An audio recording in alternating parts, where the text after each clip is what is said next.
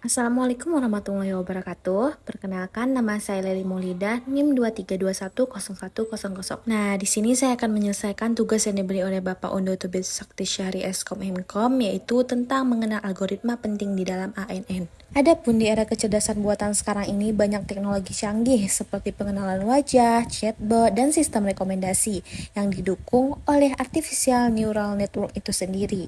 Nah, ANN ini bekerja seperti otak manusia, menerima input, memproses informasi, dan menghasilkan output. Agar ANN bisa belajar dari data dan membuat keputusan yang tepat, dibutuhkan algoritma pembelajaran. Nah, algoritmanya itu algoritma Hebbian, perceptron, dan backpropagation adalah 3 algoritma penting yang menjadi fondasi utama dalam proses belajar ANN. Memahami algoritma-algoritma ini sangat penting untuk memahami cara kerja AI secara keseluruhan. Nah, jadi yang akan aku bahas di sini itu ada 4, yaitu pertama landasan teori, kedua algoritma Hebbian learning, ketiga algoritma perceptron, dan algoritma backpropagation. Sebelum menjelaskan 3 algoritma penting tadi, aku bakal jelasin apa itu ANN.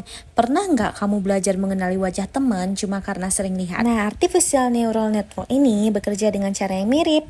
ANN adalah sistem yang meniru cara kerja otak manusia, terdiri dari neuron-neuron buatan yang saling terhubung.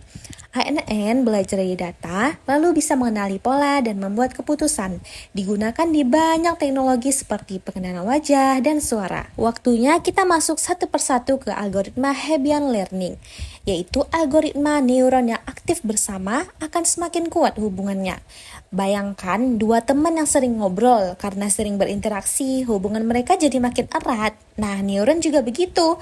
Prinsip dasarnya, kalau dua neuron aktif bersamaan, maka hubungan di antara mereka diperkuat. Tidak pakai perhitungan, kesalahan, atau target. Contohnya nih, dipakai untuk pembelajaran sederhana, seperti mengenali hubungan antara cahaya dan suara. Rumus sederhananya, perubahan bobot sama dengan learning rate dikali input dikali output.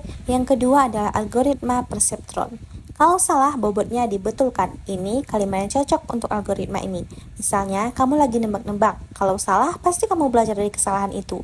Nah, itu juga prinsip perceptron. Cara kerjanya, masukan masuk ke neuron, dijumlahkan dan dibandingkan dengan ambang batas. Dikeluarkan hasilnya. Kalau salah, bobot diperbarui berdasarkan selisih. Contoh, membedakan huruf A dan B di pola angka biner. Kelemahannya hanya bisa menyelesaikan masalah yang bisa dipisahkan dengan garis lurus. Proses rumusnya, ambilkan input, kalikan dengan bobot, jumlahkan, kemudian masukkan ke fungsi aktivasi, maka prediksi hasil keluar.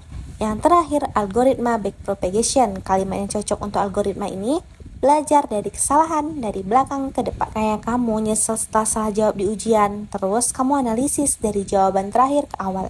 Begitulah cara kerja ini. Langkah-langkahnya, masukkan disebarkan ke depan, masukkan, terus ke lapisan tengah, terus keluaran.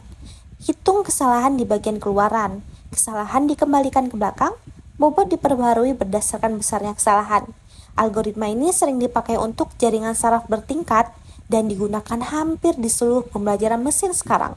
Rumus intinya ini gunakan turunan dari fungsi aktivasi untuk menghitung perubahan bobot. Rumus sederhananya, perubahan bobot sama dengan mean learning rate dikali turunan dari error terhadap bobot. Biar nggak bingung, ini dia perbandingan sederhana dari ketiga algoritma tadi.